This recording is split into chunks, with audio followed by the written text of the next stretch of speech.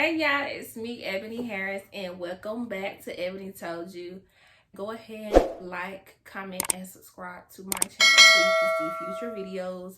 And I plan on doing weekly videos, so you want to be the first to watch. So today we are going to be talking about HOA fees. So y'all stay tuned.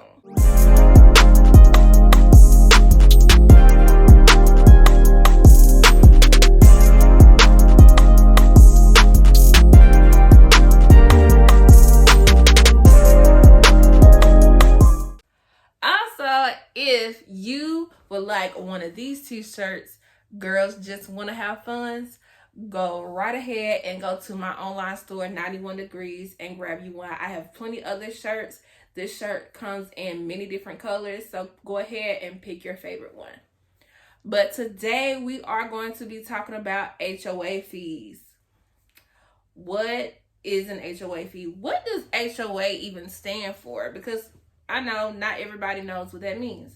So HOA stands for Homeowner Association Fees. Homeowners Association, and then, fees.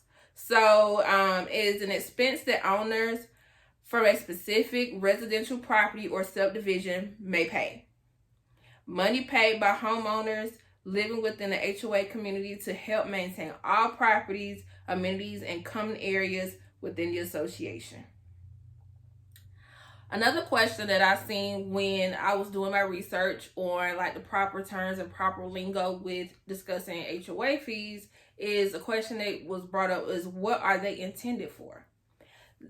They are intended to keep shared spaces within a community maintained, and I will get into what those are later on in the video.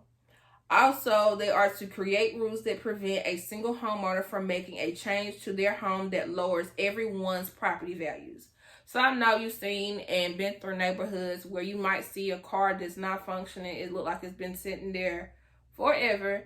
And things like that bring down the property value, like painting a house a really outlandish color, like bright yellow or pink or something.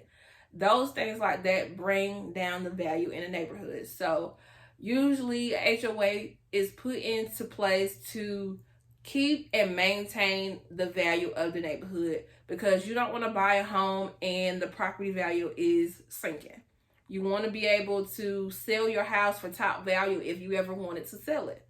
So take all those things into consideration when you're considering a home that may have an HOA fee or may not have an HOA fee.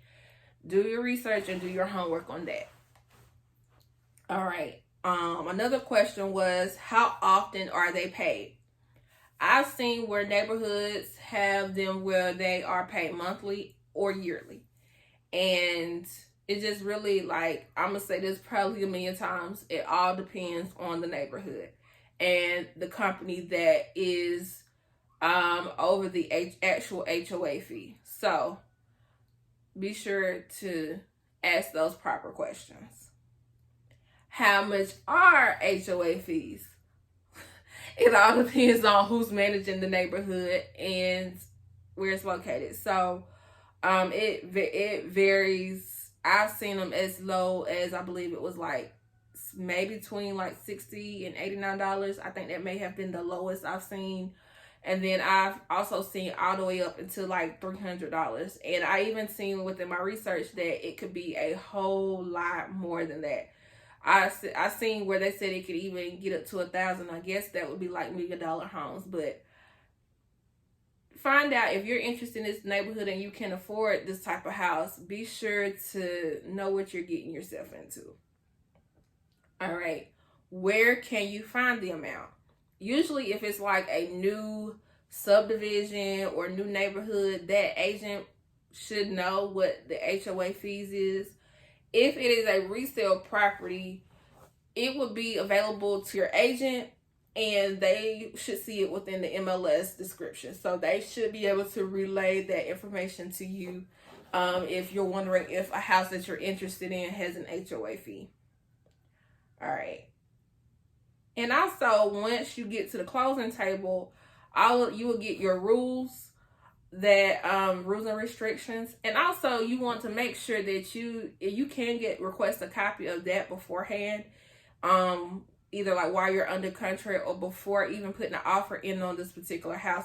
If it's a resale, you can request the rules so you can review and look over it to make sure that you would want to live in this neighborhood, because you would not want to live in a neighborhood that you feel is too restrictive on the things you can and cannot do in your house or outside of your house.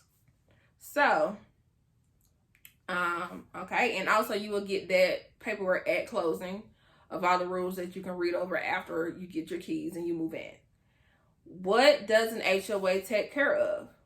Depending upon the neighborhood and what type of amenities that they offer, it could take care of things like pool, maintenance, landscaping, trash, insurance for condos, pest control, a fitness center, security, a clubhouse. Be sure to request the rules and regulations during your house hunt. Like I said, you do not want to live in a community that you consider too strict. Are you required to pay them?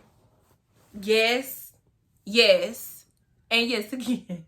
Because in the state of South Carolina, I don't know how it works for other states, but I'm a realtor and I'm licensed in the state of South Carolina, and you are required to pay HOA fees.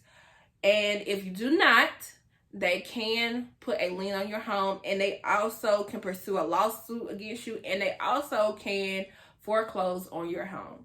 So you don't want to get a house and not pay your HOA fees and lose it for not paying your HOA fees. Like, that would be, I don't like calling nobody stupid, but that would be very stupid to do. So do not pay your HOA fees, because they can obtain ownership of your house and you don't want that. Just pay the people, okay? Or just sell your house and move to somewhere else if you don't like the rules, the regulations, and the amount. Like, just don't buy a house in that neighborhood, and if you already have, move. So, fees and mortgages. Your HOA fees and mortgage payment are not paid together usually, but they are factored in together when determining if you can afford the payment of this house or not. So you want to make sure that you can afford the monthly house payment, and that you can also afford the HOA fee, because those will be factored in together when determining if you're eligible to even purchase this house or not. HOA fees are not tax deductible if the property is your primary residence, so you can't get this back on your taxes. All right. And if it is a rental property that you inhabit for a portion of the year, you can deduct the fees, but it's only for the time frame that the property was rented out. So if you have a rental property or a property that you don't stay in primarily, you can deduct those fees and get those fees taxed. Those fees can be tax deductible. And like I say, consult with an accountant for that expertise. They would know more details with that. All right. And if you fail to comply with HOA rules, you can be fined. All right.